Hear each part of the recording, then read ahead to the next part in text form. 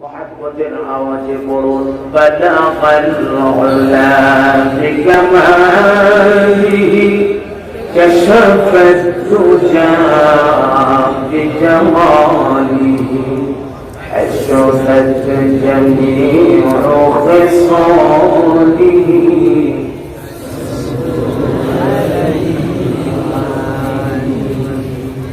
النبي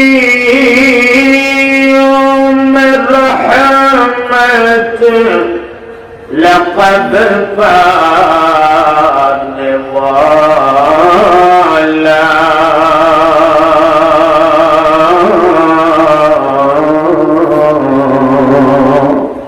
مراد غریبوں کی بدلانے والا بلغ العلا بکماله كشف الدجى بجماله حسنت جميع خصاله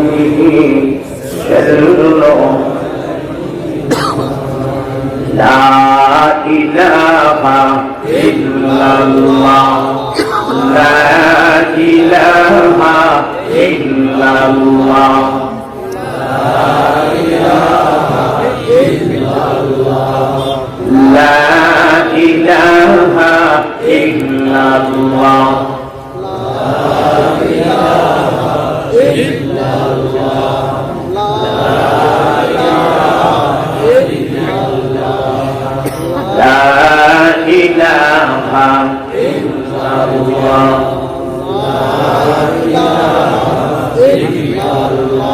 لا إلا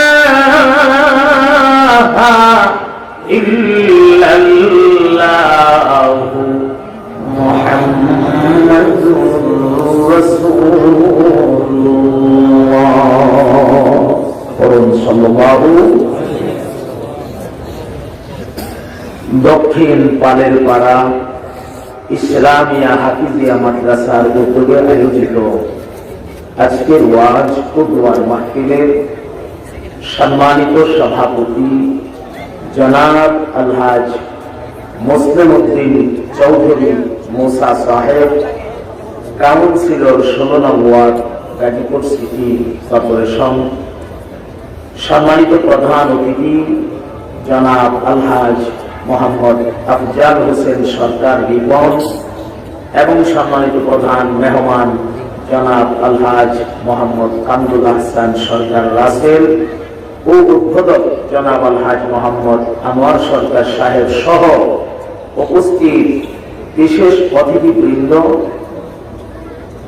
সম্মানিত অতিথিবৃন্দ, আমন্ত্রিত অতিথি, উপস্থিত কেরামি কদর হযরত উলামায়ে কেরাম, আইম্মায়ে মাসাজিদ, সর্বস্তরের দারাদারান ইসলাম, পর্দানিশীন মা ও বোনেরা, কালিমাতুশ শুকর আদায় করছি রব্বুল আলামিনের শাহী দরবারে, যিনি অত্যন্ত দয়া করে অত্যন্ত চমৎকার একটা ব্যবস্থাপনার মাধ্যমে আল্লাহর দ্বীনের কিছু কথা আমাদেরকে বলার এবং শোনার সুযোগটুকু করে দিয়েছেন।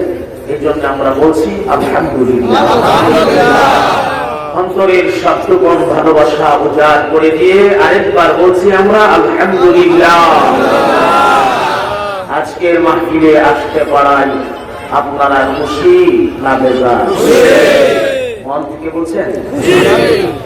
কম খুশি না বেশি খুশি? আমরা খুশি, আল্লাহ আমাদের উপরে খুশি, আল্লাহর রহমতের ফেরেশতারা খুশি। এই এলাকায় যত মুর্দেগান কবরে ঘুমিয়ে আছেন আজকে তারাও খুশি। আপনাদের এলাকায় আমি খবর নিয়ে দেখেছি একজন খুব বেজার।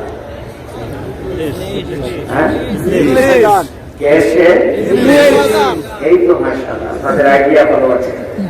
কেসে ইবলিস আজকে খুব খুশি না খুব বেজার?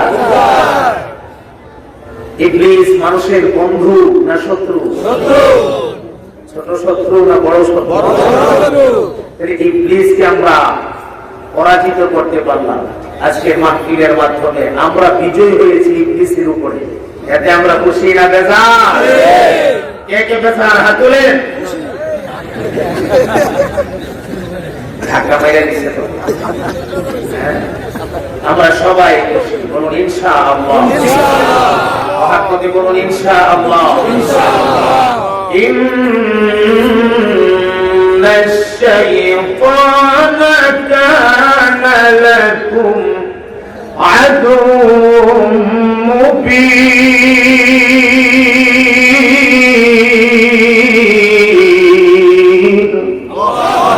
ইবলিস আমাদের পরম শত্রু, ইবলিস আমাদের বন্ধু না।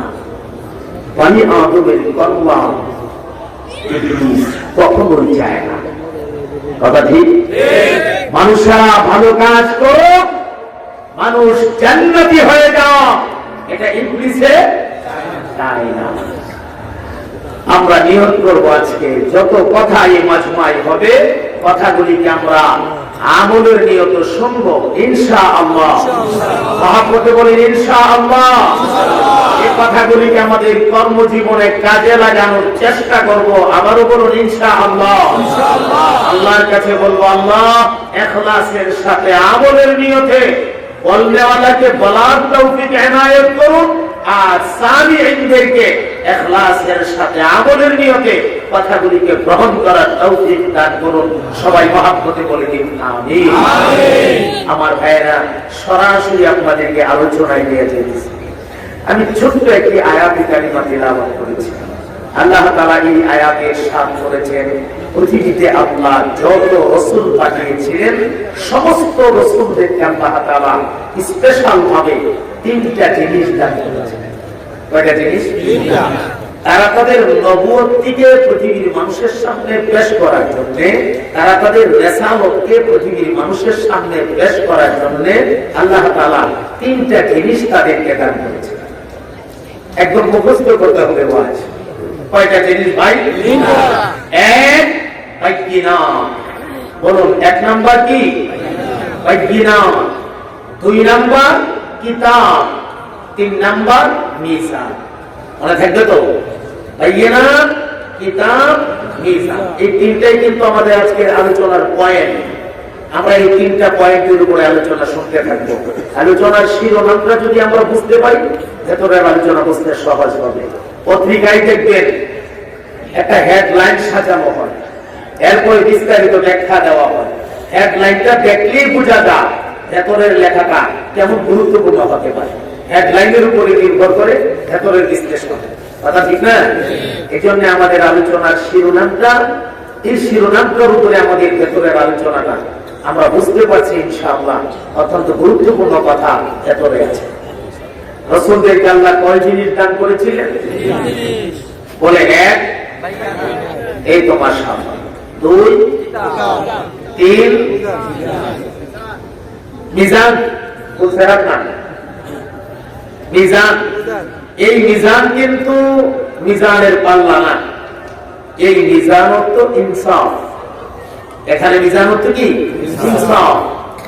আল্লাহ তাআলা সমস্ত রাসূলদেরকে ইনসাফের একটা ভান্ডার দিয়ে দুনিয়াতে প্রেরণ করেছিলেন। তো আমরা শুরু করছি একটা একটা করে আলোচনা। লাকাদ আরসালনা রুসুলানা বিল বায়িনাত ওয়া আনজালনা মা'আহুমুল কিতাব ওয়াল মিজানা লিয়াকুমান নাসু বিল কিসত। ওই জিনিস আল্লাহ দিয়েছিলেন। এই আমরা একটা একটা করে আলোচনা শুরু করছি ইনশাআল্লাহ। আল্লাহর কাছে তৌফিক চাই। আল্লাহ জরুরি কিছু কথার ব্যবস্থা করে দাও। সবাই বলেন আমিন। এক নাম্বার হচ্ছে বাইয়িনাত। বাইয়িনাত দলিল অথবা কারিনা, এমন কিছু প্রমাণাদি আল্লাহ তার রাসূলদেরকে দান করেছিলেন, বা এমন কিছু নমুনা দান করেছিলেন যেই নমুনাগুলি দেখলেই বোঝা যাইত তিনি একজন রাসূল। কি সুবহানাল্লাহ বলতে বলেন? আপনারা দেখবেন একটা মানুষ আলেম না, মাশাআল্লাহ টুপি লাগাইছে, আলহামদুলিল্লাহ, লম্বা একটা দাড়ি আছে, আলহামদুলিল্লাহ, সুন্নতি লেবাস লাগাইছে, কিন্তু সে যে আলেম না, এটা কিন্তু তার চেহারা থেকে বোঝা যায় না। আরেকটা আলেম, তারও সুন্নতি লেবাস আছে, দুইজনকে একসাথে করলে আপনি কিন্তু বুঝতে পারবেন কোন লোকটা আলেম কোন লোকটা আলেম না, এটা বোঝা যায় না। আল্লাহ তাআলা তার রাসূলদের মাঝে এমন কিছু বৈজ্ঞানিক হিসাবে, দলিল হিসাবে এমন কিছু জিনিস দান করেছিলেন যেগুলো দেখলেই মানুষেরা বুঝতো তিনি একজন রাসূল। একটা কথা আপনাদেরকে প্রাসঙ্গিক বলে রাখি, এই তিনটা জিনিস আল্লাহ সমস্ত নবী রাসূলদেরকে যেই পরিমাণ দিয়েছিলেন এর চাইতে লক্ষ কোটি গুণ বেশি বাড়াইয়া আল্লাহ আমাদের নবী পাককে দান করেছেন। কথাগুলো ধারাবাহিকভাবে আসতেছে সামনে, আমরা সব শুনবো ইনশাআল্লাহ। দালাইলের মধ্যে, কারীনার মধ্যে অথবা বায়নাতের মধ্যে যে কয়েকটা গুণ বর্ণনা করা হয়েছে এর মধ্যে অন্যতম হচ্ছে মুজিজা। অন্যতম কি? মুজিজা। মুজিজা কারিগর, এটা খাওয়ার কোনো হালুয়ান না, খাওয়া যায় না।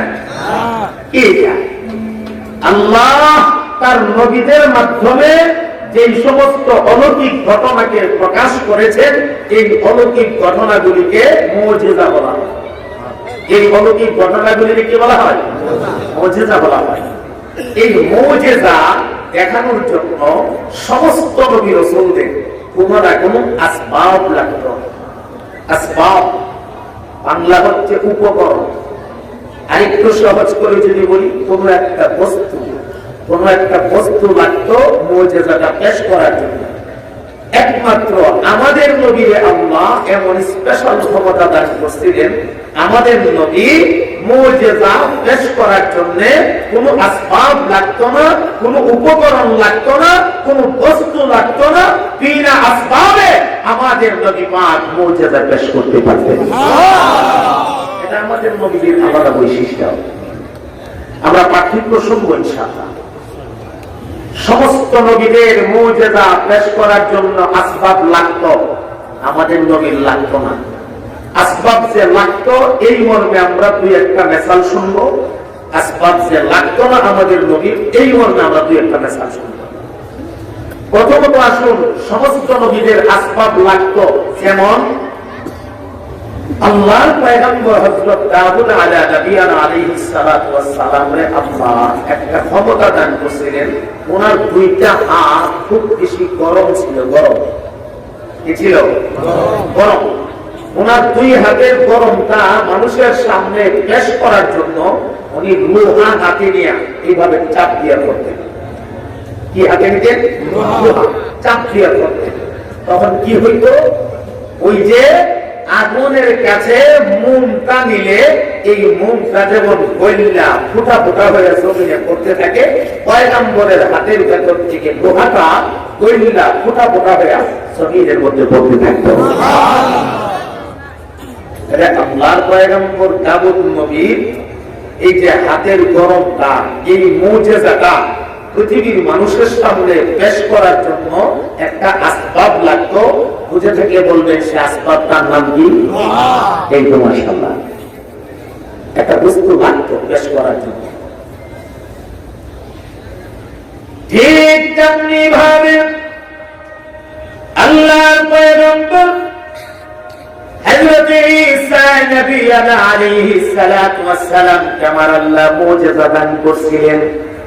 পয়গম্বর মুসা এক মুষ্টি, পয়গম্বর ঈসা এক মুষ্টি মাটি হাতে লইয়া এই মাটি থেকে আস্তে করে ছেড়ে দিলে মাটি আর মাটি থাকতো না। এই মাটিটা একটা পাখি হইয়া শূন্য আকাশের মধ্যে ডানা মেলে উড়াইতে থাকতো। আমার মনে হয় আমরা সুবহানাল্লাহটা দুর্বল করে বলছি। এখনো হলো না, এখনো হলো না, এখনো হলো না। মেন মেন ভাব কিতা সুবহানাল্লাহ। সুবহানাল্লাহ সুবহানাল্লাহ মুলাল্লাহ নাম শুনে না কয়েকদিন যাবত খায় না। আরে আল্লাহর পবিত্রতা বয়ান করবে, চিল্লায় বলবে, আল্লাহ খুশি হবে। হ্যাঁ সুবহানাল্লাহ অর্থ কি? আল্লাহ পাক পবিত্র, আল্লাহ পাক এবং পবিত্র। আমার আল্লাহর পবিত্রতা বয়ান করব, আস্তে বলবো না, পরে বল আস্তে বলবো না, জোরে বলবো, চিল্লায় বলবো, আমার আল্লাহ খুশি হবে। এই যে ঈসা আলাইহিস সালাম পাখি বানাইতেন, পাখি উপকরণ লাগবে একটা, সেই উপকরণটা কি? আল্লাহর পয়গম্বর হযরত মূসা কালিমুল্লাহ সাপ বানাইতে পারতেন, সাপ। আর এই সাপটা বানানোর জন্য একটা উপকরণের প্রয়োজন হইত, সেই উপকরণের নাম হচ্ছে লাঠি। বলেন উপকরণের নাম কি? আরো জোরে বল। ওয়ামা তিলকা বিয়ামিনিকা ইয়া মূসা ক্বালা হিয়া আসায়া আতাওয়াক্কাউ আলাইহা ওয়া আহুশু বিহা আলা গনামি ওয়া লিয়া ফিহা মাআরিবু উখরা।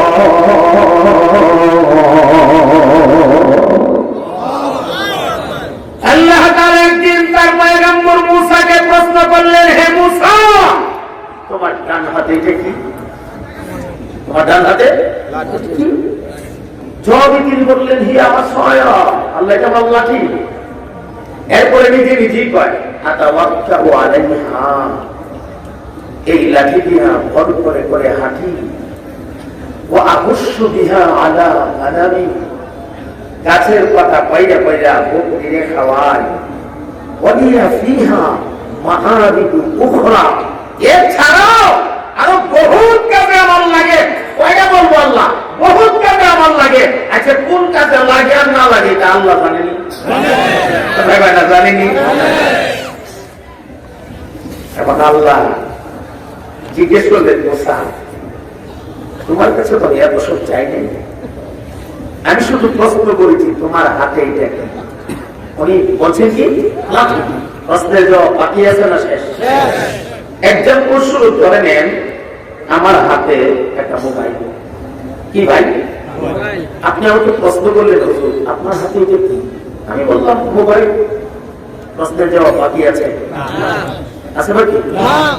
আপনি তো বলেন না আপনার হাতে এটা কি, বিস্তারিত ব্যাখ্যা দেন। বলছেন শুধু প্রশ্ন করছেন আপনার হাতে এটা কি, আমি বলছি মোবাইল। প্রশ্নের জবাব বাকি আছে না শেষ? এখন আপনি বললেন হাতে এটা কি, আর আমি বললাম এটা মোবাইল। এটা ডাইন পাশে একটা বাটন আছে, এই বাটনের চাপ দিলে স্ক্রিনে লাইট আসে, এরপরে নাম্বার আসে স্ক্রিনে, নাম্বারে চাপ দিলে শব্দ করে ডিসপ্লেটার সামনে যার নাম্বার উঠাইলাম তার নাম্বারটা উঠে সবজ পরিতে চাপ মারলে ওই লোকের মোবাইলে গিয়া ঢুকে, সেখানে গিয়ে আবার crane crane crane crane crane crane করে ওই লোকের চাপ দিয়া সবজ পরিতে রিসিভ করলে ওই লোকের কথা আমার কানে আসে, আমার কথা ওই লোকের কানে যা, এই হইল আমার মোবাইলটা। হইল কথা বলে? আমি একটু বেশি বলে ফেললাম না? আপনার প্রশ্নের জবাবে আপনি বলছেন হাতে এটা কি, আমি বলছি মোবাইল। যত শেষ, এরপরে যে কথাগুলি বললাম একটু বেশি বলে ফেললাম না? হযরত মূসা আলাইহিস সালামকে আল্লাহ প্রশ্ন করলেন, তোমার হাতে এটা কি? জবাবে বলছেন আল্লাহ লাঠি। এরপরে যে কথাটা বলছেন একটু বেশি বেশি মনে হয় না? কথা কয় না? কেন বললেন? আল্লাহ রাব্বুল আলামিন মূসাকে ডাক দিয়া বললেন, হে মূসা, আমি আল্লাহ তোমাকে প্রশ্ন করেছি তোমার হাতে এটা কি? জবাবে তুমি বলছো লাঠি। এরপরে ভর দিয়া হাঁটি, গাছের পাতা পাইরা বকরিরে খাওয়াই, আর অনেক কাজে লাগে। এই কথাগুলি তুমি কেন বললা? আমি তো সব কথা তোমার কাছে চাই নাই, আমি তো জানি কোন কোন কাজে লাগে, আমি তো চাই না, কেন তুমি বললা? আল্লাহ তো ধরে গেছে। পয়গম্বর ডাক দিয়া বলেন, রে মালিক, আপনি হলেন আমার মনি, আর আমি আপনার গোলাম। আমি আমার জীবনের চাইতেও আপনাকে বেশি ভালোবাসি। আল্লাহু আকবার, আল্লাহু আকবার। আমি যখনই আপনার সাথে কথা বলার সুযোগ পেয়ে যাই গো মাওলা, আমার মনটা কেন জানি চায় তোমার সঙ্গে একটু লম্বা কথা বলি। আর যতক্ষণ পর্যন্ত তোমার সাথে কথা বলি গো, আমার অন্তরের মধ্যে আমি আলাদা একটা শান্তি অনুভব করি। আমার কাছে আলাদা একটা শান্তি লাগে। আল্লাহ আমার কাছে ভালো লাগে। এই কারণে একটু লম্বা করে দিয়েছে। আল্লাহ আমার মাফ করে দিন। দেখছেন কি বোঝা গেল? আল্লাহ তাআলার মহব্বত অন্তরে আছে। আল্লাহ কি জানে উনি কেন লম্বা করছেন? আগে থেকে জানে না? ইন্নাল্লাহা ইয়ালামুস সিররা ওয়া আখফা। আপনাদের আল্লাহ কি পরিমাণ জানে? আল্লাহ রাব্বুল আলামিন বলেন, আমি সির জানি, আবার খফিও জানি। সির কারে কয়? বান্দা মনে মনে কোন ধারণা করেছে, এখনো পর্যন্ত কাহারো কাছে বলে নাই। আল্লাহ রাব্বুল আলামিন বলেন, রে বান্দা, ওই যে মনে মনে তুই ধারণা করেছস, তুই ধারণা করার সাথে সাথে আমি তোর মহান আল্লাহ জেনে ফেলেছি। এটা হলো সির। আর খফির ব্যাখ্যা, এখনো পর্যন্ত মনে মনে কোন ধারণা বান্দা করে নাই। আজ থেকে 5 বছর পরে, আজ থেকে 10 বছর পরে, আজ থেকে 20 বছর পরে, অথবা মরণের আগে কোন না কোন একদিন বান্দা কোন প্ল্যান মনে মনে করবে। ওই যে করবে, কোন সময় যে করবে বান্দা এখনো জানে না। আমার আল্লাহ কবে যে তুই করবে, তোর ওই করবে তারেও আমি তোর মহান আল্লাহ জানি। আল্লাহু আকবার বলে বাবা, সে আল্লাহ থেকে কোনো কিছু কি গোপন রাখা যাবে? সম্ভব? তাহলে রমজান মাসে যারা পর্দার আড়ালে লুকায় লুকায় খায়, এদেরকে আল্লাহ দেখে। কি মনে করেন দেখে? আসতেছে সামনে রমজান, অনেকের গ্যাস্ট্রিক এখন থেকে বেড়ে গেছে। রমজান আস্তে আস্তে মোটামুটি আলসার হয়ে যাবে। কারণ এখন থেকে যদি অ্যালার্ম না দেয় যে আমার গ্যাস্ট্রিক বেশি, রমজান এসে রোজা ছাড়বে কি করে? এখন থেকে তো রুগী সারতে হবে। আছে না? আসলে কিছু মানুষ এটা এমনি খায় দৈনিক 3 বার। রমজান মাস আসলে রাইট করে টাকা, তখন খায় দৈনিক 5 বার নাই। সেহরির সময় সাহরি কিন্তু ঠিকই খায়, সাহরি খাওয়া বন্ধ নাই। কারণ ছেলে মেয়েরা আছে, ছোট ছোট বাচ্চা কাচ্চারা ঘরে আছে, ওরা যদি দেখে আব্বা ঘুম থেকে জাগে না, সাহরি খায় না, লজ্জার কথা না। এই কারণে ঘুম থেকে জায়গা সাহরিটা খা। এরপরে দিনের বেলা আবার হোটেল রেস্টুরেন্টে গিয়ে প্লেট ভরিয়া খাইতেছে। ইফতারের সময় আবার দেখবেন সবার আগে সামনে বাইরে বসছে। হ্যাঁ, সামনে বাইরে বসা ইমাম সাহেব হুজুরে কয়, হুজুর আজকে রোজাটা আমারে ধরে ফেলছে। আচ্ছা, কোন রোজা ধরে ফেলছে না উনি রোজারে ধরেছে? যখন বসে বসে বলবে রোজা আমারে ধরে ফেলছে, তখন বুঝবে যে হ্যাঁ কারবারটা সেরে নিয়েছে। কারণ রোজাদার জানে রোজা ধরে লেছে বললে আমার রোজা হালকা হয়ে যাবে। যে কারণে কোন রোজাদার অন্তত এই কথা বলবে না রোজা আমারে ধরে ফেলছে। যেই বলবে রোজা ধরে ফেলছে, বুঝতে দিলে হে কারবার খাইয়া লাইছে। কথা কয় না, কথা কয় না। আরে বাপ রে বাপ। আর যদি ধরা খায় না, এত বড় না করবো আমি ইফতারি সব কমি, সব থেকে আমি মাহরুম হয়ে যাবো। আমি কি এত বড় না করবো? রোজাও রাখছি না, ইফতারও খেতাম না। দুধে খায় কেমনে হয়? ইফতারও যদি না খায় কেমনে হয়? এমন কিছু মুসলমান আছে না? নাই? আপনারা রমজান মাসের পর্দা লাগানো যে রেস্টুরেন্ট গুলা দেখবেন, এগুলির ভেতরে সব মনে হয় হিন্দু ভদ্রলোকরা খায়।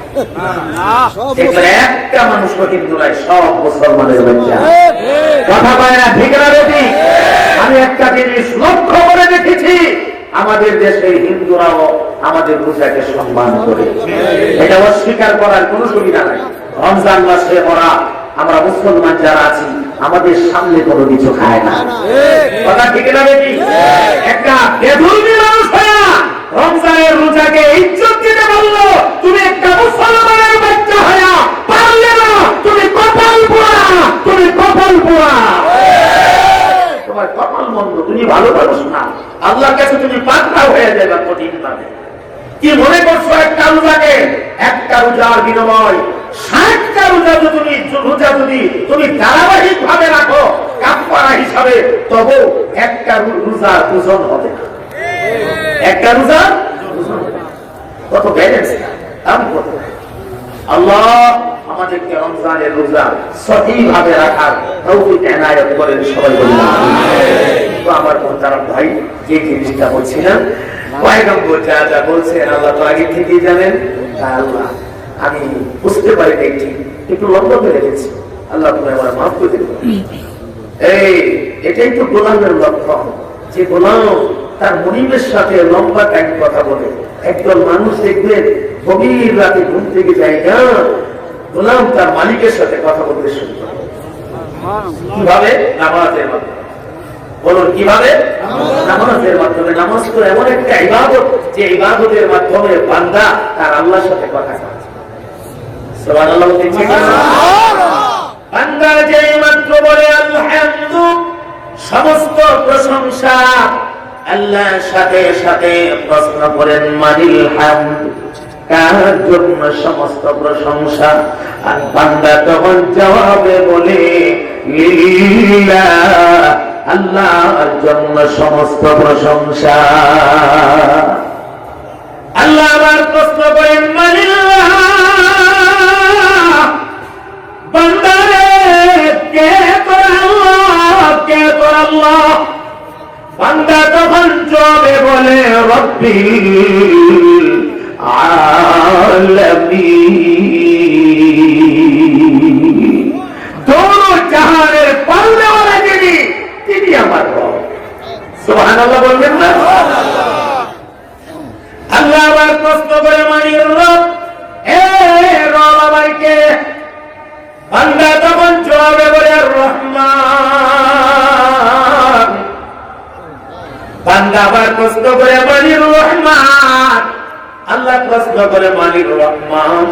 বান্দা জবাবে বলে আর রহিম।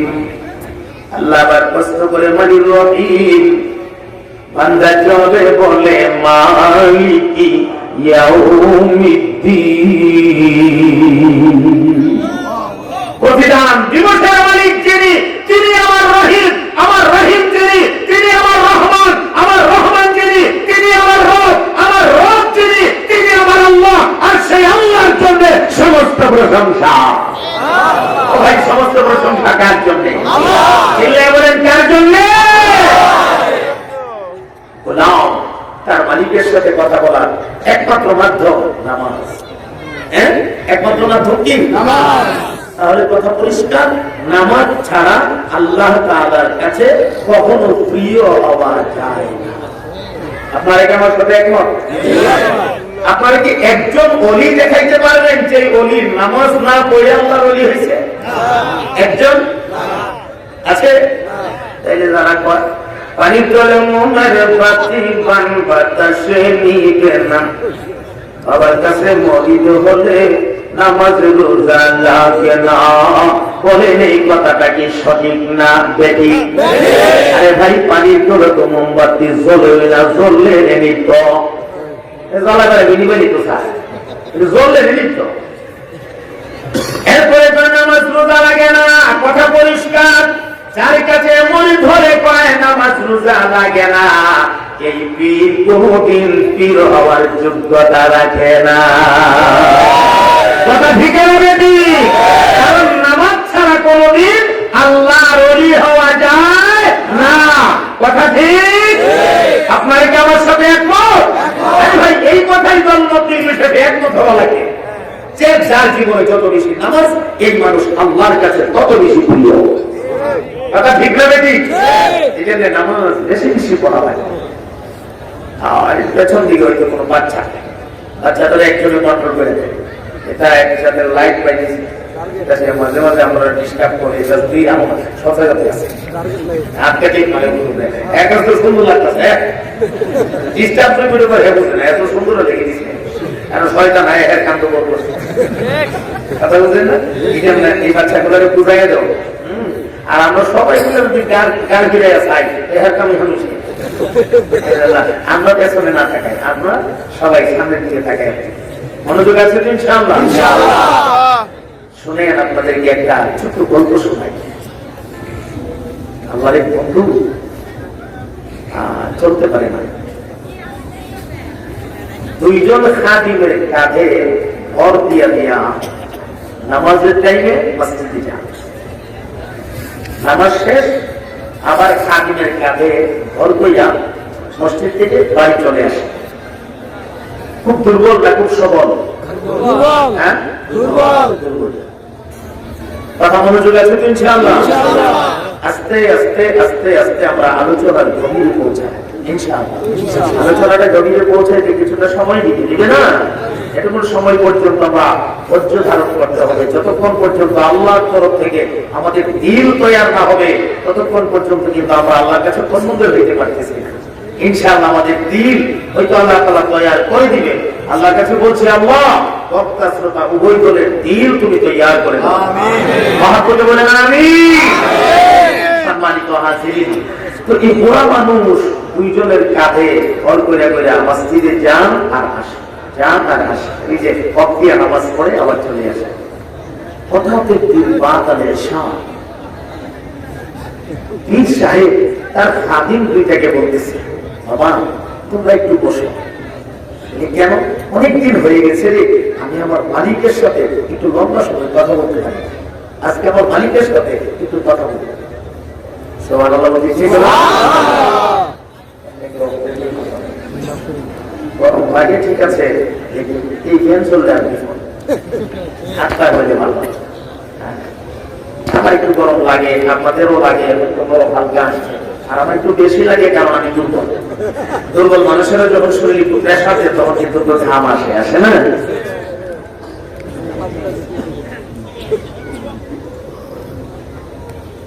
আমি আমার মালিকের সাথে অনেকদিন হয় কথা বলি না, আমি আজকে একটু কথা বলবো, তোমরা বসো। খাদিম দুইটা মনে মনে কয়, আল্লাহর সাথে কথা বলবে কেমনে কথা কয় আমরা আজকে দেখবো। সুবহানাল্লাহ বলে। ওরা তো বুঝতেছে না বিষয়টা। উনি এশার নামাজের পরে মুসল্লি যখন সব বিদায় নিয়ে চলে গেছে, উনি নিজে নিজে একা একা দাঁড়ায় গেছে।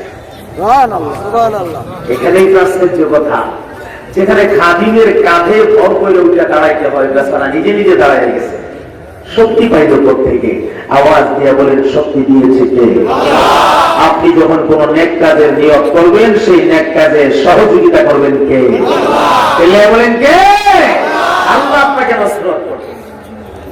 দাঁড়াইছে তো দাঁড়াইছে, আল্লাহু আকবার বলে জন্য নিয়ত মানছে, নিয়ত বাইন্দা যে বেচারা তেলাওয়াত শুরু করছে, আল্লাহ তেলাওয়াত, আর তো রুকু দেয় না। 1-2 ঘন্টা পরে বেচারা রুকু দিছে, রুকু থেকে উঠে দাঁড়াইছে, সামি আল্লাহু লিমান হামিদা, এরপরে সিজদায় গেছে, সিজদা দিছে, আর সিজদা থেকে মাথা উঠায় না। ফজরের নামাজের আযান দিছে, আল্লাহর ওলিও সিজদা থেকে টান দিয়ে মাথা উঠাইছে। সুবহানাল্লাহ। এক রাকাত হইছে? কথা বলে না, এক রাকাত হইছে? হয় নাই। এই তো একটা সিজদা দিয়া মাথাটা টান দিয়া উঠায়া, আরেকবার আরেকটা সিজদা দিয়া, 3 তাসবিহ কমসে কম কইরা মাথাটা উঠায়া সোজা হইয়া বসতে পারলে একটা রাকাত কমপ্লিট হলো। ওরা তো এক রাকাত কমপ্লিট হলো না, হয়ে গেল ফজরের আযান। খাদিম দুইটা মনে মনে কয়, ঘটনা কি? একটা আরেকটা কয়, বিষয়টা কি? শক্তি পায় না, আমাদের কাঁধে ভর করে করে মসজিদে আসে আবার যায়, আজকে এত শক্তি পাইবে কই? নাকি আসলে শরীরে শক্তি আছে?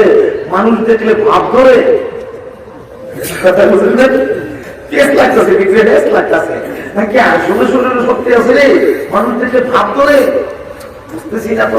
না তো শক্তি নাই তো, এটাই বোঝা যায়, এমন তো হওয়ার কথা না। এটা আমরা বিশ্বাসকে জিজ্ঞেস করেই ছাড়ব। আল্লাহ এই মুসলমান বন্ধু আমার, খাদিম দুইটা আস্তে আস্তে করে পীর সাহেবের কাছে আইসা আল্লাহর ওলির সামনে বইসা অত্যন্ত আদবের সাথে ডাক মারলেন, হুজুর গো, আপনি দেখি চলতে পারেন না, আমাদের কাঁধে ভর করে করে চলেন। আজকে আপনি এত শক্তি কিভাবে কোত্থেকে পাইলেন? এই যে দাঁড়াইলেন, আর তো আপনি রূপও দেন না। যাও রূপ দিলেন, সামি আল্লাহু লিমান হামিদা বলে দাঁড়াইলেন, আবার আপনি সিজদায় গেলেন, আর তো মাথা উঠান না। ফজরের আযান হয়ে গেছে, আপনি সিজদা থেকে মাথা উঠাইছেন। আমরা জানতে চাইবো এত শক্তি আপনি কোত্থেকে পাইলেন? আল্লাহর ওলি ডাক দিয়া বলেন, রে খাদিমেরা, ওয়াদা দাও রে, আমার জীবদ্দশায় এই সংবাদ কারো কাছে বলবে না, ওয়াদা দাও। খাদিমেরা বললেন, ওয়াদা দিলাম হুজুর, আপনার জীবদ্দশায় আমরা কাউকে বলবো না। এমনি আল্লাহর ওলি ডাক দিয়ে বলেন, রে খাদিমেরা, আমি যেই মাত্র আমার আল্লাহর সাথে কথা বলার নিয়ত করে দাঁড়ায় গেলাম, এমনি আমি লক্ষ্য করে দেখি গো, আমার মাওলা যেন আমার চোখের সামনে এসে দাঁড়ায় গেছে। আমি আমার মালিককে যেন দেখতেছি।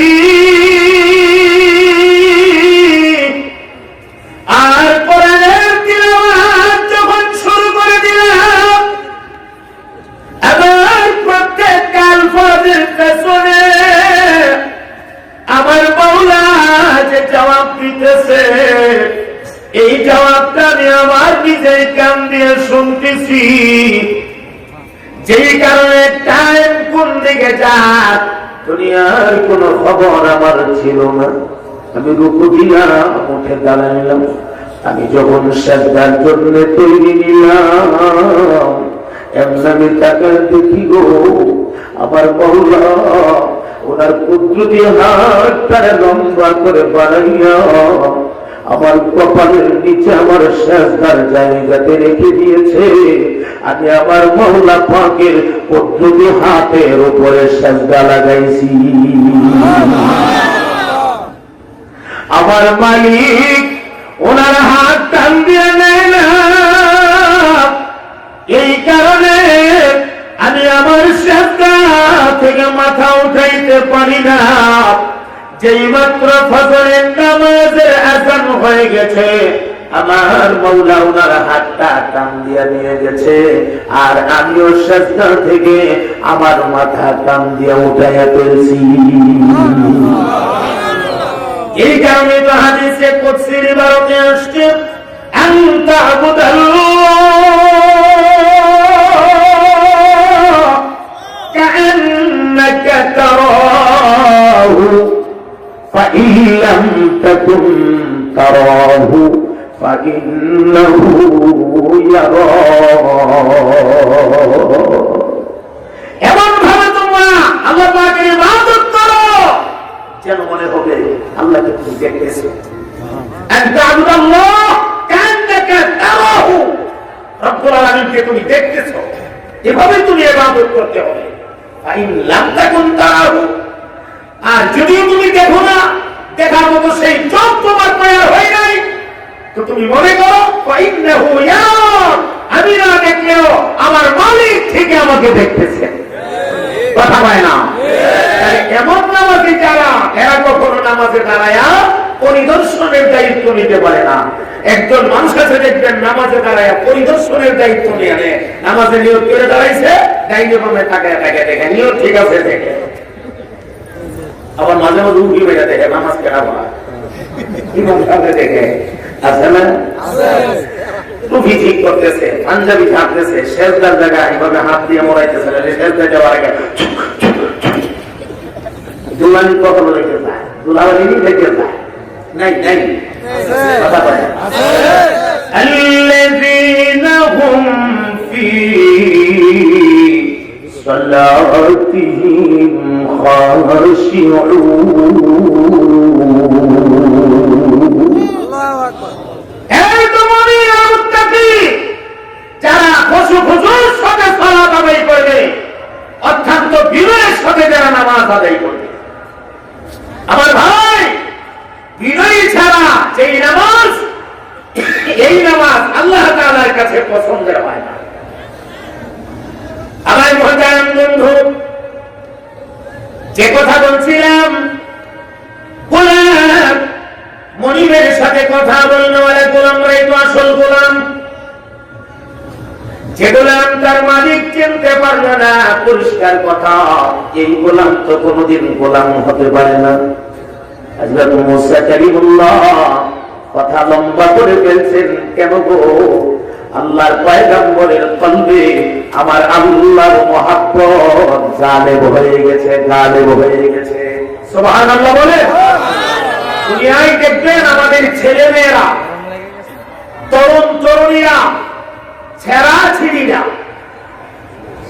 একজন আরেকজনের সাথে প্রেম নিবেদন করে প্রেম আদান প্রদান করে করে না এই যুবক কথা বলো না কেন এখনকার 1 মিনিটের বাস্তব তোমাদের জন্য এটা তোমাদের জন্য সীমিত অফার কিছুক্ষণ পরে অফার আর থাকবে না অফারটা গ্রহণ করে সীমিত অফার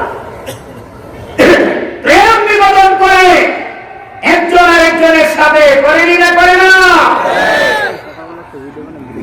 একটা কলা গাছে একটা বিল্ডিং এর একটা টেলিফোন লাগিয়ে কথা বলতেছে সারা রাত কিছু কথা বলতেছে কথা বলতে কথা সাগরে ডুব মারছে 8টা সময় ফজরের আযান হইতেছে এমন হয়ে গরিব দিকে যায় আজকের রাতটা ছোট হয়ে গেল কি রাত ছোট হয়ে গেছে না টাইম কোন দিকে গেছে দুনিয়ার খবর নাই এখন রাতটা ছোট হয়ে গেল আসলে কি রাত ছোট হয়ে গেছে দেখবেন লোহা পুইরা কেমন পাগল দেখেন লোহাটা পুইরা এই লোহা আগুন জ্বলতেছে লাল লোহা এই লোহা দিয়া হাতের মধ্যে হাতের চামড়া পুইরা প্রেমিকার নাম নেই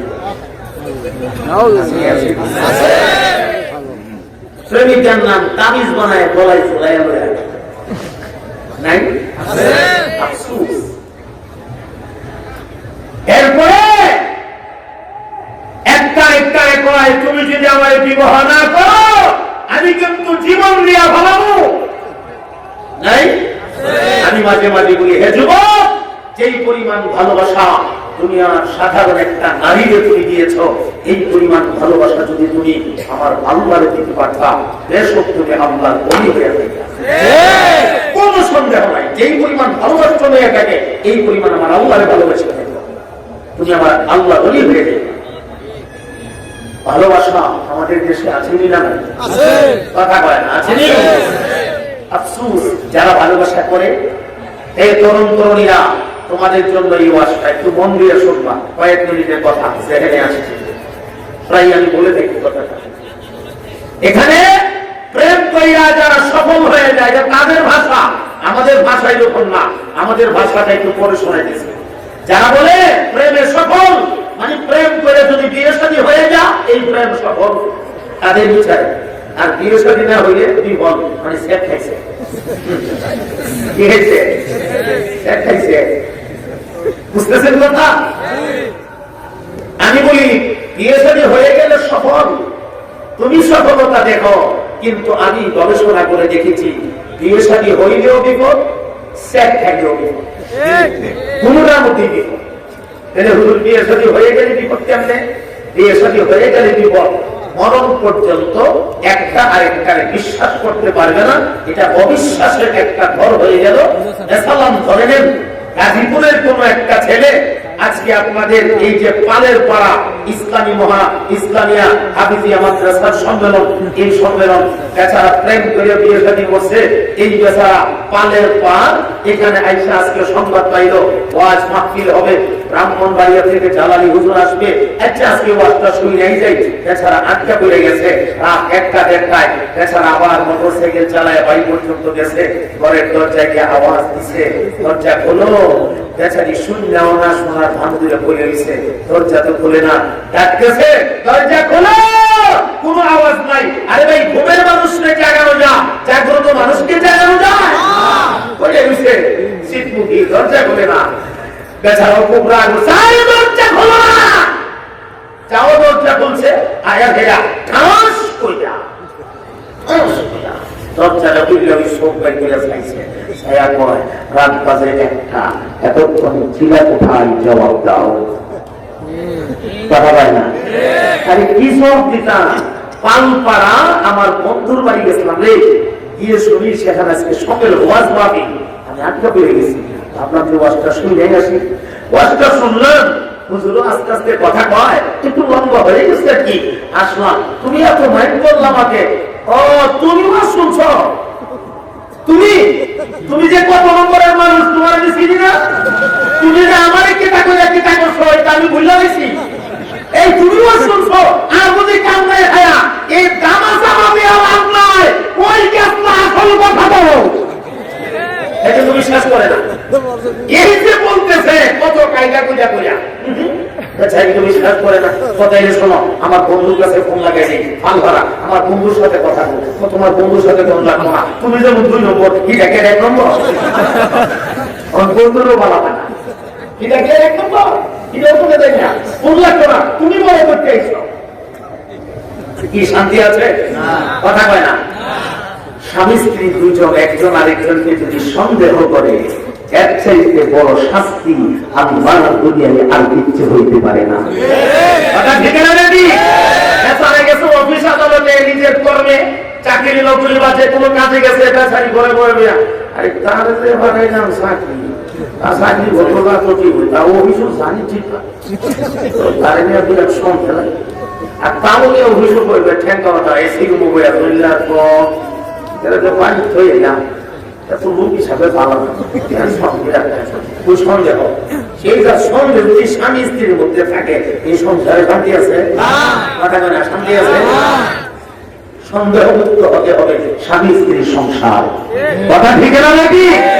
আর এই সন্দেহটা হবে প্রেম করে বিয়ে করলে, জীবন কান ভাবে আমার একবার কথা, কান পাইতে শোনো, প্রেম করে বিয়ে করবা মানে হইল মরণ পর্যন্ত এই সংসারটা একটা অশান্তির সংসার হইল, চিল্লা বলেন ঠিক না নাকি? আর যদি শেখা তখন 5 লক্ষ টাকা পড়ে, আমরা ওই গাড়ির সরকার বলে মাথা দিয়ে পড়ে, আমরা ওই 20 টাকা পড়ে, আবার মরণের আগে একটা কাগজের টুকরা মধ্যে লেখে, অনেক আমি তোমাদের বড় ভালোবাসতাম, আমার ভালোবাসার মূল্য দিলি না, যেই কারণে আমার নিজের প্রাণ নিজের হাতে দিলাম। দেখো কি ফলাফল ভালো হয়েছে না খারাপ হয়েছে? আর যদি বাচ্চাও থাকে, এটা মরণ পর্যন্ত লাল পানির বোতল লইয়া খালি দৌড়াইব, খালি লাল পানির বোতল লইয়া দৌড়াইব, শান্তি শান্তি নাই, শান্তি নাই, শেখ খাইতে দে, শান্তি না অশান্তি? প্রেমে সফল হলেও অশান্তি, প্রেমে বিফল হলেও অশান্তি, কথা ঠিক নাকি? আমি যুবক ভাইদেরকে বলছি, হে যুবক, হে পালপাড়ার যুবক ভাই, তোমাকে হাতে পায়ে ধরে অনুরোধ করে বলে যাই, যেই পরিমাণ ভালোবাসা দুনিয়া সামান্য একটা নারীর পেছনে দিলারে, তুমি এই পরিমাণ ভালোবাসা আমার আল্লাহ এবং রাসূল দিয়ে দাও। আমি গুনাহগার আল্লাহর কসম করে বলতে পারি, আমার আল্লাহ তোমার টান দিয়া আল্লাহর রহমতি বরকতি পুত্রটি কোলে উঠায় দিবে রে, এবং তোমার নাম আল্লাহর ওলির ডায়েরিতে লেখা হয়ে যাবে।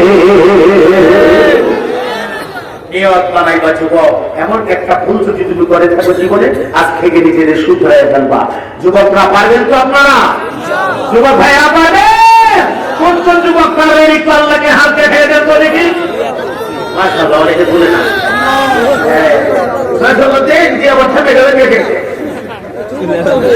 একজন সুতা করেন, একজন সুতা করেন। আচ্ছা একটু একটু ধরে রাখেন, অনেক পুরো মানুষের হাত করছে না, পড়াশোনা করছে। আল্লাহ বলেন, আল্লাহ তোমার কাছে বলছি, আমরা মন পর্যন্ত সবচেয়ে বেশি তোমাকেই ভালোবাসবো। বলেন ইনশাআল্লাহ। আল্লাহ পাক তৌফিক দান করেন, সবাই বলেন আমিন। খুশি আছেন না বেদা? মনে থাকবে তো আজকে ইনশাআল্লাহ। আসেন আমরা সামনের দিকে যাই, অনেক দূরে নিয়ে আসছি আপনাদেরকে। সমস্ত নবীগণ মুজিজা দেখানোর জন্য কোনো না কোনো একটা আসবাব লাগতো, কথা মনে আছে না? বলছেন যেমন হযরত দাউদ আলাইহিস সালাম মুজিজা দেখাইছেন, লোহা লাগছে। ঈসা আলাইহিস সালাম মুজিজা দেখাইছেন, মাটি লাগছে।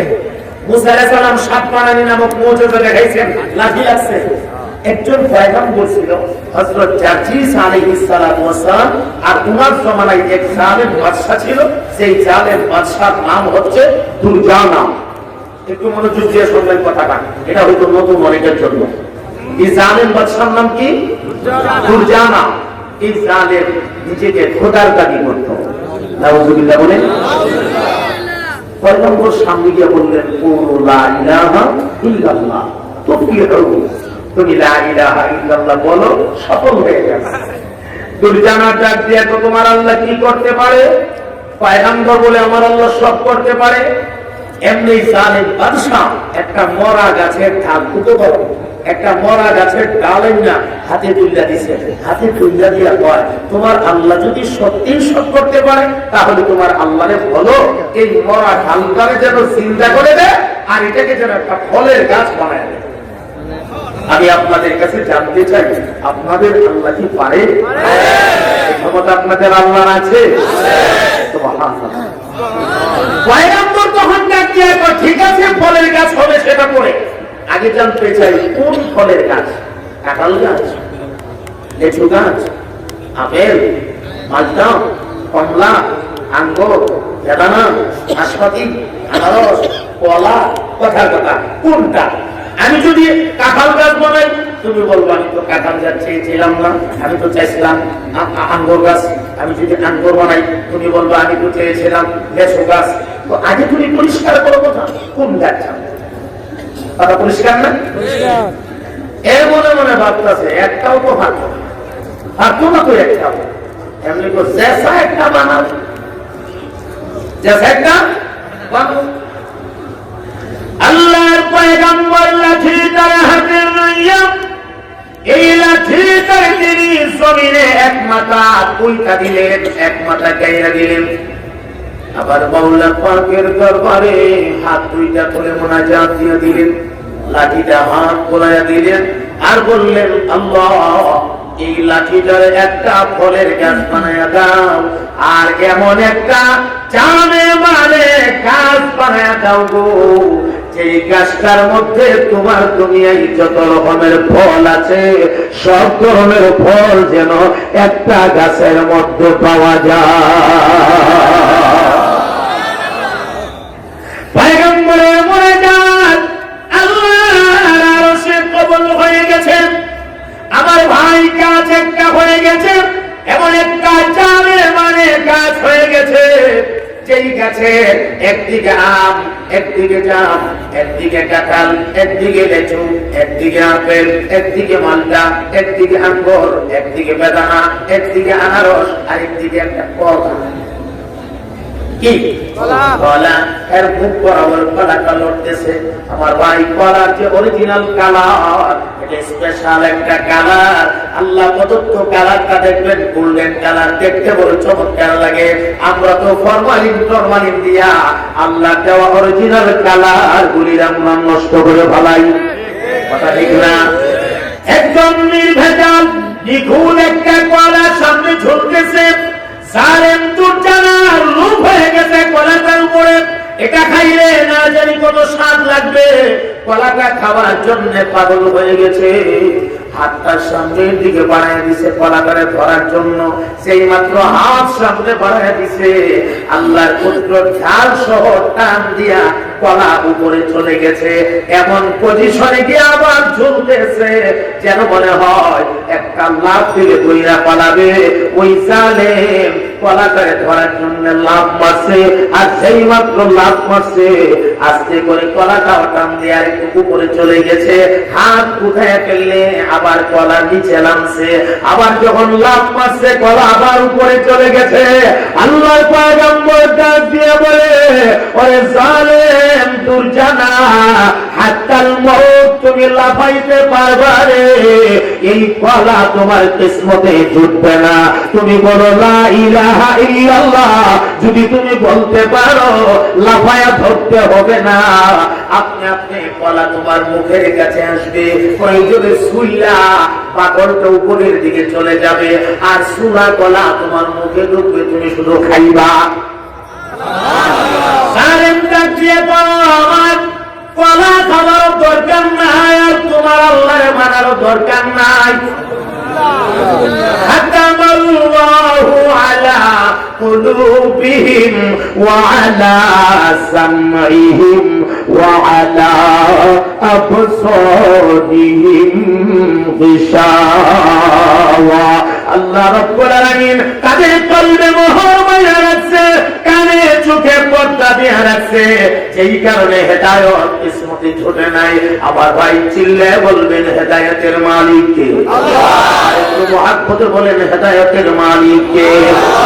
জালেম দুরজানা ডাক দিয়া বলে, রে জার্জিস, এই অলৌকিক ঘটনার সংবাদ যদি সর্বসাধারণের কানে পৌঁছে যা, তাহলে সর্বসাধারণেরা ওরা দলে দলে কালিমা পড়বে, মুসলমান হয়ে যাবে।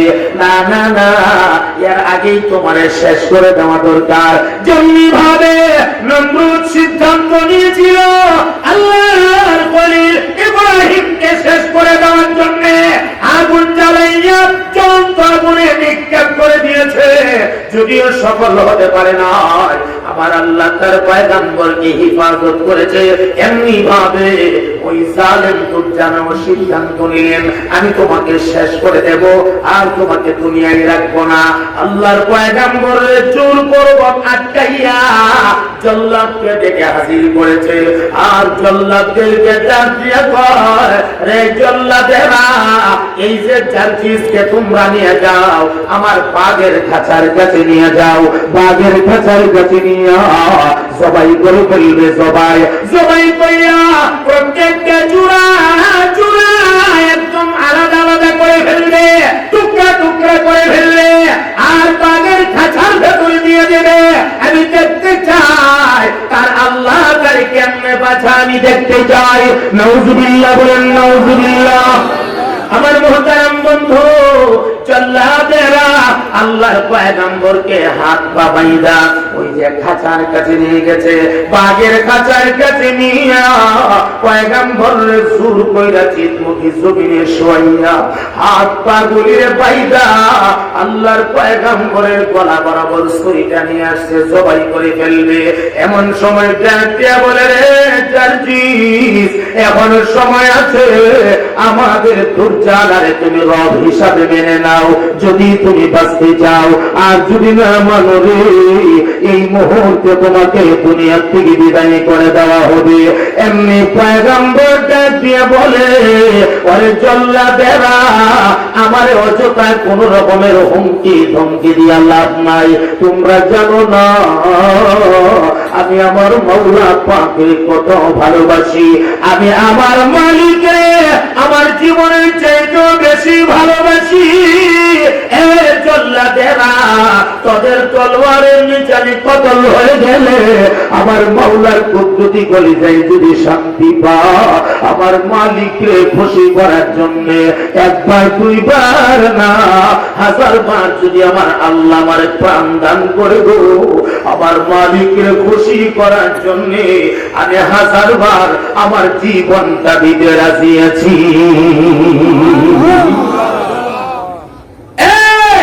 শুধু শুধু কইতে লাভ নাই। যদি তোমরা আমাকে জবাই করতে হয় জবাই করে ফেলো, আমার কোনো আপত্তি নেই। মুসলমান, কার কথাকে শুনেন?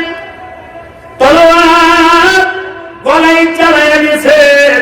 আল্লাহর পয়গম্বরের গলা থেকে যেই মাত্র রক্তটা বের হয়ে গেছে, সাথে সাথে রক্তের ভেতর থেকে তাওহীদের কালিমার আওয়াজ বের হয়ে গেছে, লা ইলাহা ইল্লাল্লাহ, লা ইলাহা ইল্লাল্লাহ। দুর্বল দুর্বল মহাপদে পড়েন, লা ইলাহা ইল্লাল্লাহ,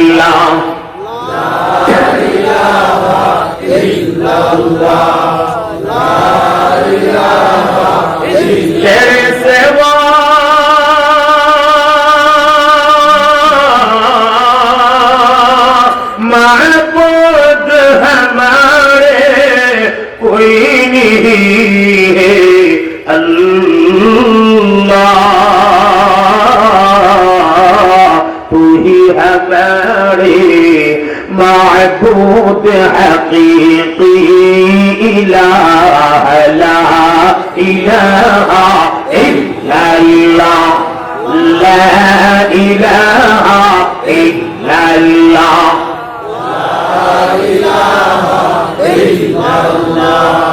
لا إله إلا الله، لا إله إلا الله.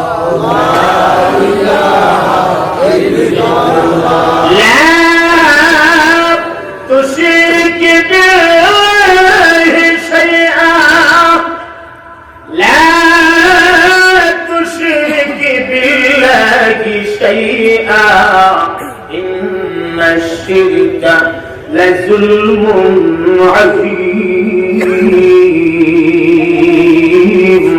এক কথায় জবাব দেবেন গো ভাই, আপনার আমার আল্লাহ পাকের সাথে কি কোন শরীক দ্বারা আছে? আরো জোরে বলেন আছে? সারাটা জাহানের মালিক বলতে কে?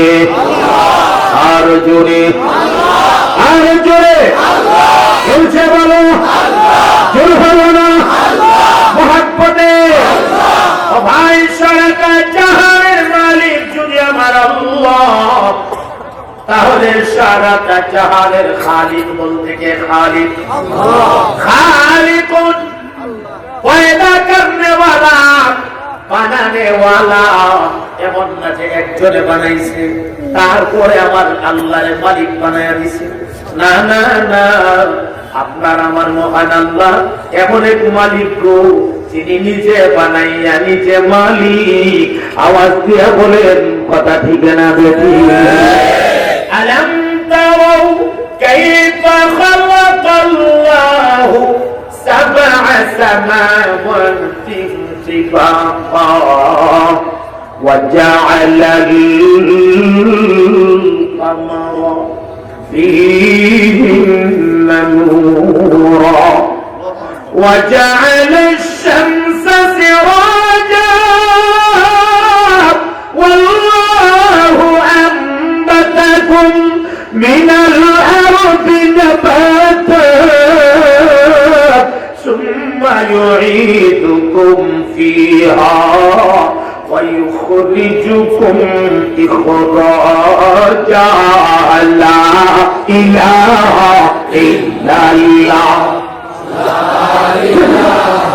ما شاء الله মহব্বতে বলেন লা ইলাহা ইল্লাল্লাহ লা ইলাহা ইল্লাল্লাহ লা ইলাহা ইল্লাল্লাহ লা ইলাহা ইল্লাল্লাহ লা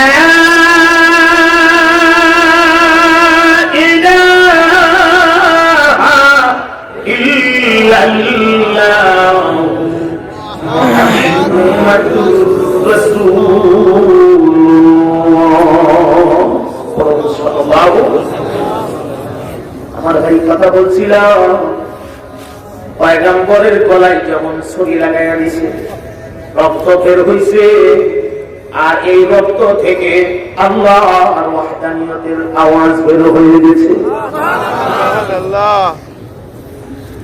ওরা তো কারোর কথা শুনলো না, মাথা গর্দান থেকে একদম আলাদা করে দিল।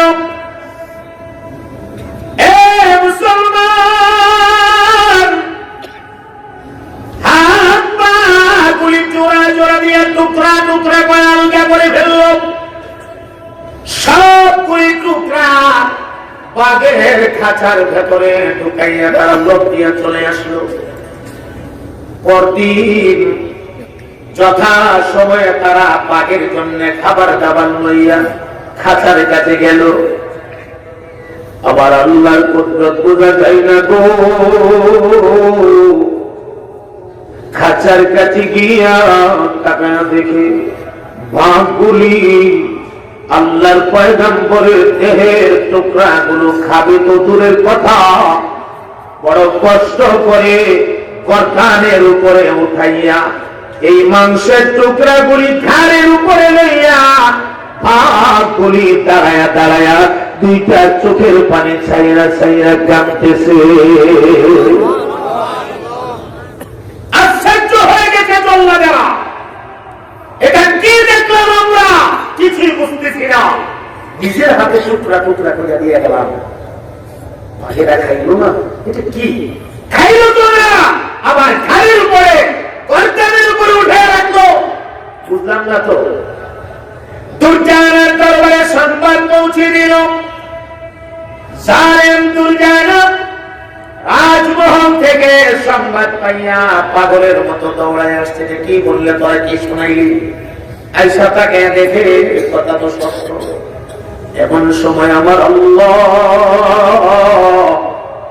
বাঘের জবান করিয়া দিছে গো, বাঘগুলি পৃথিবীর মানুষের মতো কথা বলতে শুরু করেছে। আমি জানতে চাই গো মুসলমান, ঈমানের আওয়াজে জবাব দেবেন। আপনাদের মহান আল্লাহ একটা বাঘের জবান খুইলা দিয়া ওই বাঘটারে মানুষের মতো কথা বলার ক্ষমতা ছিল না। ও ভাই, এই বিশ্বাস আল্লাহর প্রতি মজবুতির সাথে আমাদের অন্তরে আছে কি নাই? আমরা আল্লাহ পারি গো, পারে।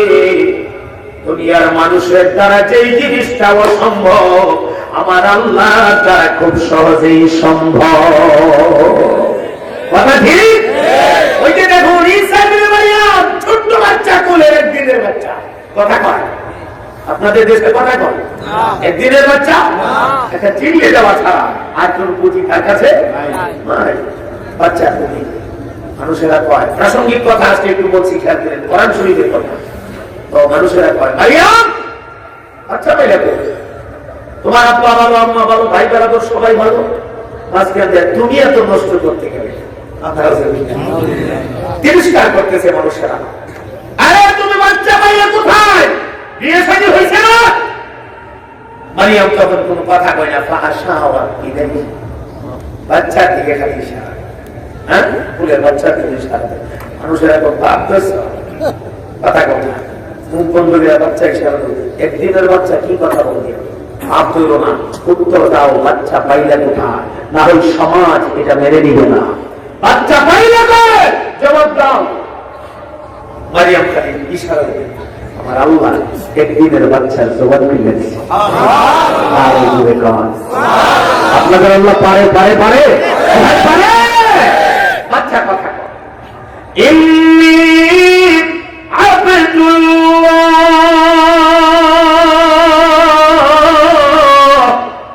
আতানিয়াল কিতাব وجعلني نبيا وجعلني مباركا أينما كنت وأوصاني بالصلاة والزكاة ما دمت حيا জোরে জোরে বলে দিন না সুবহানাল্লাহ। বাচ্চাটা কেবল রে মানুষেরা, না না না, আমার আম্মারে তোমরা দোষারোপ কইরো না। ইন্নী আবদুল্লাহ, আমি আল্লাহর বান্দা, আমি দুনিয়ার সাধারণ মানুষের মতো মানুষ না গো। আমি তোমাদের জন্য কিতাব নিয়ে আসছি। আমার মাওলা আমারে নবী বানাইয়া দুনিয়ায় পাঠাইছে। আমি যেখানে থাকবো সেখানে রহমত হবে, আমি যেখানে থাকবো সেখানে বরকত হবে। মানুষেরা আশ্চর্য হয়ে গেল, এই কথা নিশ্চয়ই মাওলা পাকের শিখানো কথা। কথা ঠিক না নাকি? আল্লাহ পারেনি না পারে না? ওই যে পাকের জবান আল্লাহ তাআলা খুলে দিয়েছে, পাকের কথা কয়। পাক বলে ডাকে বললেন, রে তোর জান্নাত, তুই বড় কপাল পোড়া রে, বড় কপাল পোড়া তুই। আল্লাহর পয়গম্বর রে সরাসরি পাইয়াও তুই কালিমা পড়তে পারলি না, বড় কপাল পোড়া। পারলি না, তুই আল্লাহর পয়গম্বর রে চিনতে পারলি না। আমরা বাগেরা কিন্তু পয়গম্বর চিনতে ভুল করি না। পয়গম্বরের শরীরের রক্ত মাংস রব্বুল আলামিন আমাদের জন্য হারাম করে দিয়েছেন। আমরা পয়গম্বরের শরীরে রক্ত মাংস খাই না। কথা বলেন বাগেরা খা। হযরত ইউসুফ আলাইহিস সালাতু ওয়াস সালামের ভাইরা, এই মনোযোগ আছে ভাই? কষ্ট হইতেছে আপনাদের? হযরত ইউসুফ আলাইহিস সালাতু ওয়াস সালামের 10 ভাই মিলে আল্লাহর পয়গম্বরকে হত্যা করে ফেললেন। হত্যার নিয়ম করলেন, হত্যা করে ফেললেন। কেমনে করবে? আমরা একটা কুয়ার মধ্যে ফেলে দিয়ে যাব। এই যে সবাইয়ের সিদ্ধান্ত যদিও ছিল, তাদের এক ভাই দরদি হইয়া দিল না, শেষ পর্যন্ত কুয়ায় নিক্ষেপ করবে। শরীরের জামাটা টান দিয়ে খুললা রাখা ওই ছোট্ট বাচ্চা পয়গম্বর ইউসুফ নবীরে কুয়াতে নিক্ষেপ করবে। ভাইদের হাতে ধরে পায়ে ধরে, ভাইরে আমি তোমরা হাতে পায়ে ধরি, প্রয়োজনে এই দেশে থাকবো না, অন্য কোন দেশে চলে যাব। আর জীবনে কোনদিন তোমাদের সামনে আসবো না। এরপরেও আমার চলনে তোমরা বাইরো না। শুনলো না ভাইরা, কুয়ার ভেতরে ছেড়ে দিলেন। আল্লাহ তার নিজ দায়িত্বে পয়গম্বরকে হেফাজত করলেন, সারা ভিন্ন কথা। এখন ওরা আব্বার কাছে কি জবাব দিবে? ওই যে জামাটা, এই জামাটা আব্বার কাছে জমা দিবে। এখন আরেক ভাইকে জমাতে দিবে। একটা কাজ কর, আব্বা যদি জিগা আগে যদি খায়া থাকে, আমার মধ্যে রক্ত নাই কেন? একটা বকরি জবাই কইরা বকরির রক্ত জামার মধ্যে লাগায় আব্বার কাছে এনে দিছে। পয়গম্বর জামাটা হাতে লইয়া এটা উল্টায় পাল্টায় দেখে জামার কোন দিকে কোনো ধারা ছিঁড়া নাই। সুবহানাল্লাহ বলবেন না? আগে যদি খাট টাইনা নিয়ে যা, আর এরা যদি বাঘের মুখ থেকে জামাটা টাইনা রাইখা থাকে, আব্বার কো আব্বা জামাত দুইটা কত টানলাম, কত চেষ্টা করলাম, ইউসুফরে রাখতে পারলাম না, ইউসুফরে নিয়ে গেল, শেষ পর্যন্ত জামাটা রাখতে পারলাম। বলেন এই জামাটা ছিঁড়া থাকার কথা কি কথা না? পয়গম্বর ঘোড়ায় ঘোড়ায় দেখে, ইয়াকুব নবী দেখতেছে না, এটা কেমন জ্ঞানী ভাগ রে। আবার ইউসুফ দেখাইলো, কিন্তু জামাটা একদিকেও পারলো না, একদিকেও ছিড়ল না। এটা কেমন শিক্ষিত ভাগ দেখছেন? পয়গম্বর বুঝছে কি বুঝছে না? আল্লাহর পয়গম্বর তখন জামাটা হাতে নিয়ে কয়, না না না, আমার বিশ্বাস হয় না রে, আমার ইউসুফ ভবিষ্যতে পয়গম্বর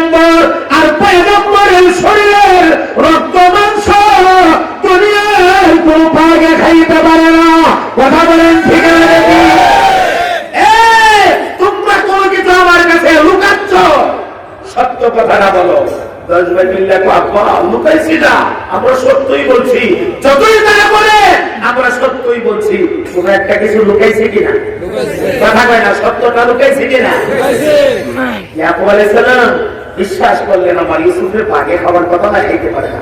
কি মনে করেন বাগে খাইছে? উনি নিজে গিয়ে বাঘের সাথে কথা বলছে। বাঘেরা কয় না আমরা ইউসুফকে খাই নাই। সুবহানাল্লাহ বলতে ইচ্ছে করে না? তাহলে বাঘ পয়গম্বরের খায় না, পয়গম্বরের শরীরের রক্ত মাংস বাঘের জন্য হারাম। ও ভাই, পয়গম্বর কেন আল্লাহ ওলিদের কেউ জঙ্গলের বাঘেরা খায় না, স্পর্শ করে না। ওই যে দেখেন না ইব্রাহিম বিন আদহাম রাত দরবার ছাইরা দিয়া জঙ্গলে গিয়া আল্লাহরে ডাকতে ডাকতে আল্লাহর ওলি হয়ে গেছে। জঙ্গলের বাঘ ভাল্লুকেরা পর্যন্ত ওনার কথা শুনে। হ্যাঁ, আপনাদেরকে একটা ছোট্ট ওয়াজ আমার জেহেনে আসছে। যদি আপনাদের কষ্ট না হয়, প্রাসঙ্গিক কথা, কষ্ট হবে না যে ভাই যে বলেছে 15-12টা কথা তো অনেক রয়েছে। না, আপনারা চাকরিজীবী মানুষ, আমি জানি এই এলাকার মানুষ চাকরিজীবী অথবা বিভিন্ন ফ্যাক্টরি, ছুটির দিন, ঠিক না? আলহামদুলিল্লাহ বলেন। এও তো এই না মনে মনে এটা আমার ভাবলেন না, ভাবলেন না দেখছিলাম বুড়া বুড়া দেখা যায়, দোষে আপনি ছাড়ে না। আপনার ধারণা মন্দ না। 30 বছর আলহামদুলিল্লাহ, আল্লাহ শুকুর, ময়দানে 30 বছর পা রাখলাম। 30টা বছর পর্যন্ত আপনাদের খেদমতে আল্লাহ রাখছেন, আপনাদের খেদমতের আঞ্জাম দিয়ে যাচ্ছি আল্লাহ তৌফিক দিবেন। তো এভাবে তো অনেক দিন হয়ে গেল ময়দানে। তো আমিও কিন্তু সেই ব্যাপার না, আমার একটা বাদ আছে। আমি হঠাৎ দেখবেন সব কথা গুছাই আইনা ছেড়ে দিচ্ছি। আপনি টেরও পাবেন না যে এত বড় ওয়াজ করে আমি কেমনে গুছাই না। কষ্টটা কিন্তু বিশাল সামনে। আমরা তো শুধু একটা পয়েন্টের উপরে কথা শুনতেছি, বাইয়াতের উপরে, মুজিজার উপরে কিছু কথা শুনতেছি। কথা ঠিক না? আরো তো বহুত কথা রয়েছে সামনে আমাদের। এই কথাগুলি হবে ইনশাআল্লাহ, হবে ইনশাআল্লাহ। সবাই প্রস্তুত ইনশাআল্লাহ? আজকের কথা ঘুমাই গেলেন না আপনারা? আল্লাহ, তুমি তোমার বান্দাদেরকে হাত্তাল ফজর বসা থাকলে যে নেকি হওয়ার কথা, এই নেকি দান করো। আমিন। এদিকে নিয়ে যাই আপনাদেরকে, যদি নিয়ে যেতে চাই, একটা মেসাল আমার মাথায় আসছিল, একজন বলিয়ে কামেলের মেসাল। বাঘেরা কেমনি ওনারা সেট করছিল জঙ্গলের ভেতরে বা রিসিভ করছিল। এই কথাগুলো যদি বলতে চাই, এটা আলাদা একটা ওয়াজ হয়ে যাবে, অনেক লোক। এদিকে নিয়ে যাই না, আমি আপনাদেরকে মূল কথাগুলি সামনে আগাই। এই কথাটা আমি যদিও যেখানে আসছি তারাই খেতে না। আমার ভাই আসেন আমরা মূল কথাটা সামনে পাই, যে জিনিসটা আপনাদেরকে বলা উদ্দেশ্য। আমি কোন জায়গায় গিয়ে কথা বলছি আপনাদের খেয়াল আছে তো? আগেরা বলতেছে, হে দুর্জানা, তুই পয়গম্বর চিনছিস না? আমরা চিনতে ভুল করি নাই। এমন সময় তাকাইয়া দেখে এগুলি তো আলাদা আলাদা টুকরা করছে, অঙ্গ তো না, দুইটা পা আলাদা করছে। পা দুইটা অটোমেটিক খাঁচার ভেতর থেকে বাইরে হয়ে গেছে। আয়া দেখা এমনি মাটির মধ্যে দাঁড়ায় গেছে। চোখের সামনে কিন্তু ঘটনা। আপনার আল্লাহ করে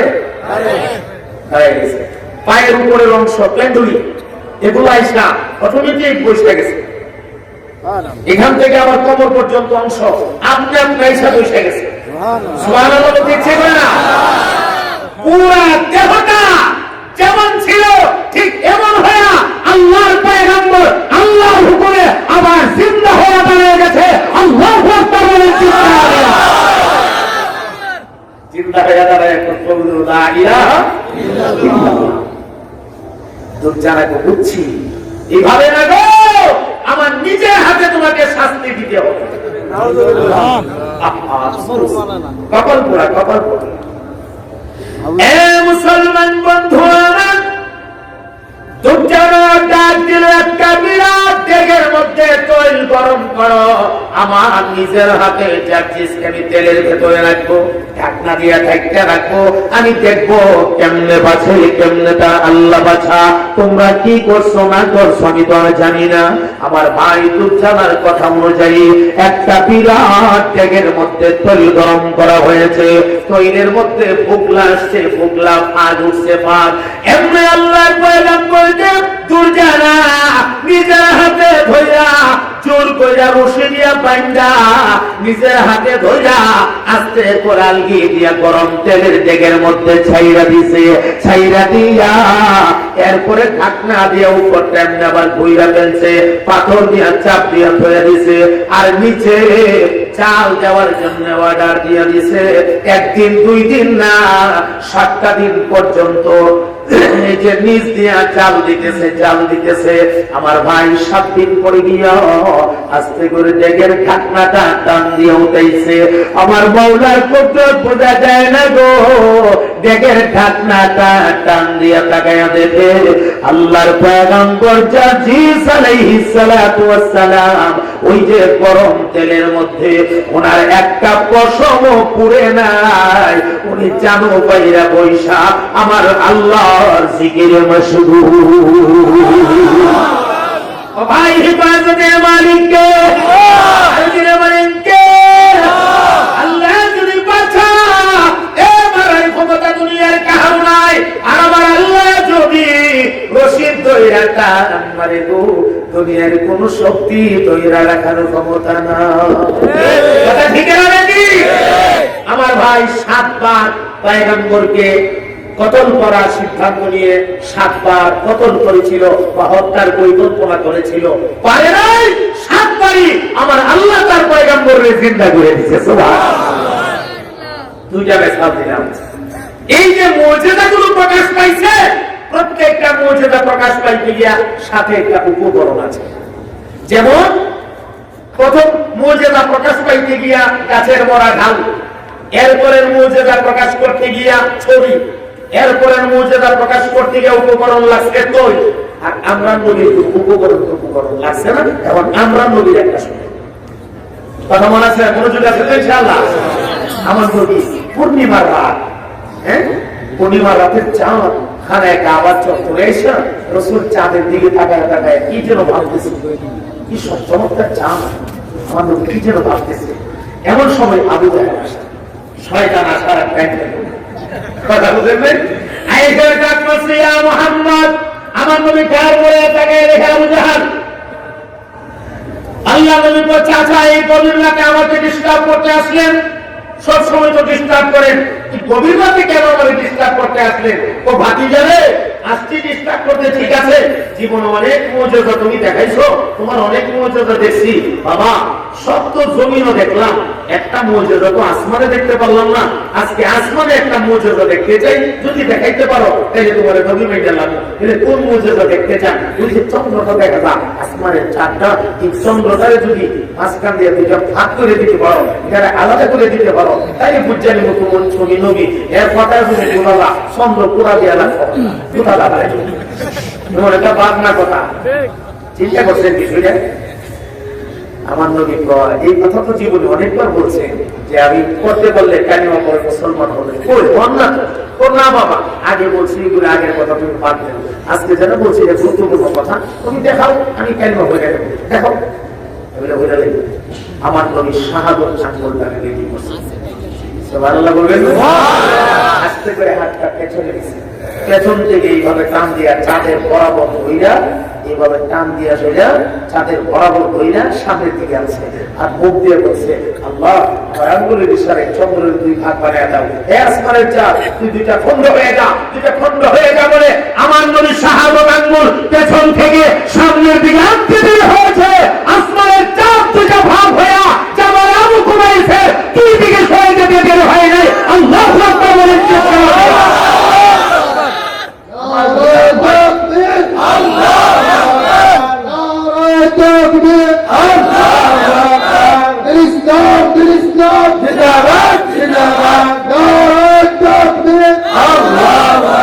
আমার সম্মানিত বন্ধু, চাঁদ যখন 2 ভাগ হয়ে গেছে, আবু জাহেল ডাক দিয়ে ভাতিজা তোমার জাদু এত বাবা, জমিনও যেই তালে কাজ করে, আসমান ওই তালে কাজ করে,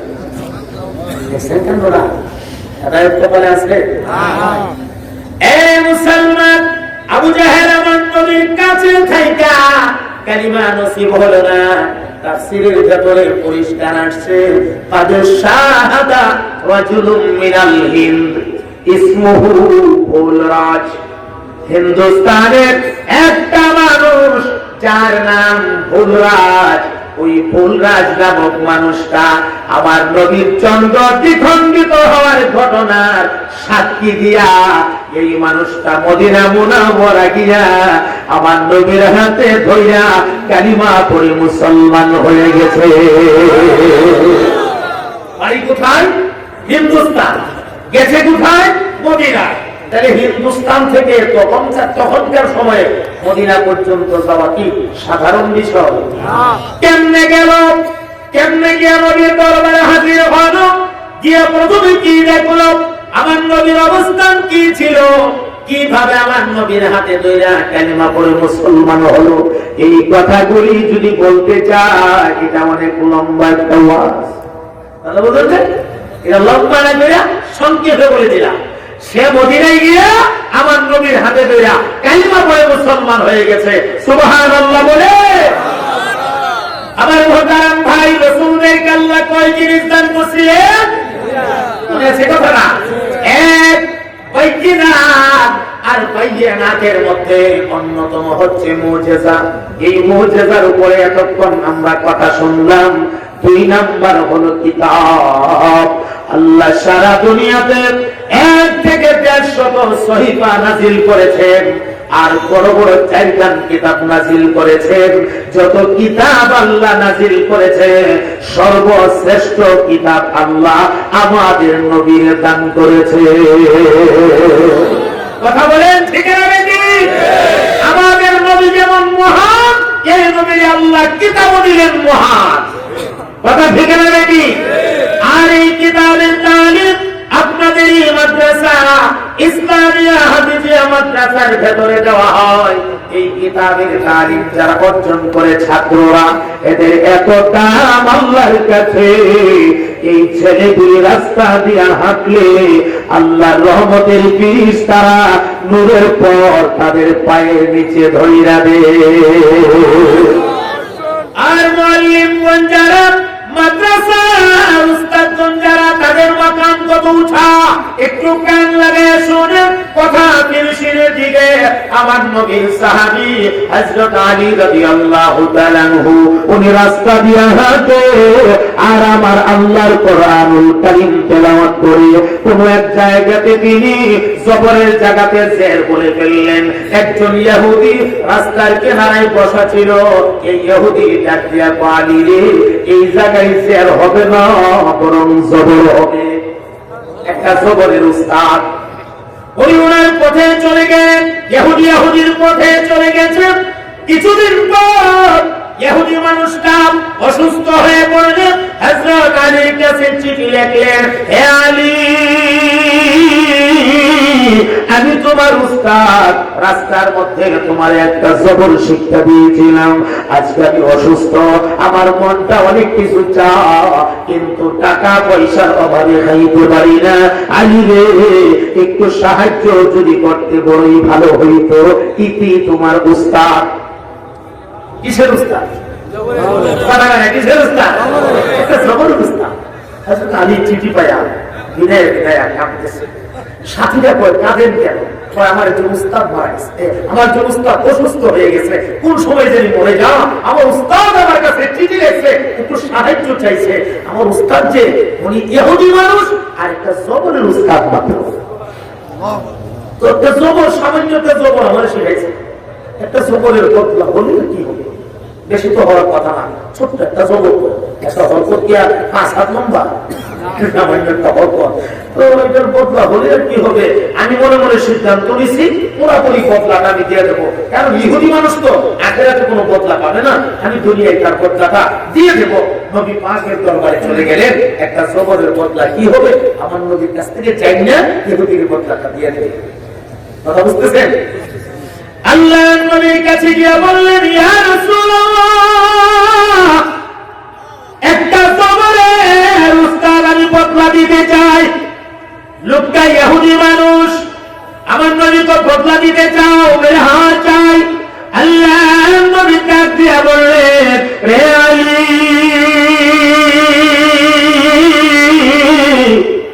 তাহলে তুমি পরিমাণ যাই না নাও, একটা একটা জবরের বদলা কি হতে পারে? আমার নবী ডাক দিয়ে বলে, আলী রে, সেই জায়গাটার মধ্যে তুমি দাঁড়িয়ে রয়েছো, এই জায়গা থেকে তোমার শরীরের সব শক্তি ব্যয় করে একটা তীর যদি তুমি সামনের দিকে ছেড়ে দাও, এই তীরটা যে পর্যন্ত যাবে, এমনি ভাবে আরেকটা তীর যদি তুমি পেছনের দিকে ছেড়ে দাও, এই তীরটা যেই পর্যন্ত যাবে, আরেকটা তীর যদি ডান দিকে ছেড়ে দাও, এই তীরটা যে পর্যন্ত যাবে রে, আরেকটা তীর যদি তুমি বাম দিকে ছেড়ে দাও, এই তীরটা যে পর্যন্ত যাবে। চতুর্দিকে একটা এরিয়া নেওয়া হলো, এরিয়া। আল্লাহ নবী ডাক দিয়ে বলেন, আলী, এরপরে যদি আরেকটা তীর এইভাবে তুমি উপরের দিকে ওই শূন্য আকাশের মধ্যে ছেড়ে দাও, এই তীরটা যে পর্যন্ত গিয়ে আবার ফিরে আসবে, আমার নবী ডাক দিয়ে বলেন, রে আলী, ওই যে চতুর্দিকের এরিয়া লইয়া আর উপরের তীরটা যেখানে গেল, এই পর্যন্ত ভয়রা এই পুরোটা জায়গা যদি তুমি স্বর্ণ আর মুদ্রা দিয়ে ভরপুর করে দেও রে, আল্লাহর কসমের পরেও আল্লাহর কালামের একটা সবরের বদলা আদায় হবে না। তাহলে বলে কোরআনের উস্তাদ যারা আমাদের বাচ্চাদেরকে যারা কোরআন শিক্ষা দিচ্ছে, তাদের বদলা দেওয়া কি সম্ভব? কথা বলে সম্ভব? আমরা মাস শেষে 10-12,000 15,000 টাকা হাতিয়ে দিই।